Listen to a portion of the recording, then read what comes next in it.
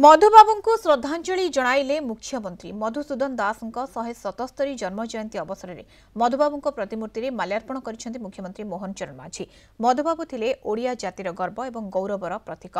ओडिशार सामग्रिक विकास ही मधुबाबूंकर स्वप्न रहिथिला। सेथिपाई सी शिल्प को सर्वदा प्राधान्य देइथिले बोली निज अभिभाषण में कहिसंती मुख्यमंत्री।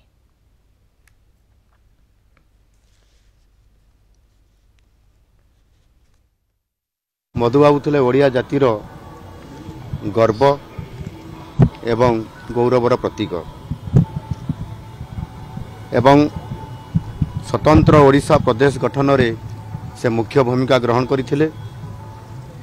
आउ तांकर सम्मानार्थे आम सरकार चलित वर्ष राज्य स्तरीय जो ओडिशा दिवस पालन करा जाउथला ताहा तांकरी जन्मस्थान सतभमापुर ठारे आम सरकार आरंभर पूर्ण भाव में पालन करिसेंती एवं सबुबले ओडिशा एवं ओडियार उन्नति एवं स्वार्थ रक्षा पाई मधुबाबू निरंतर भाव में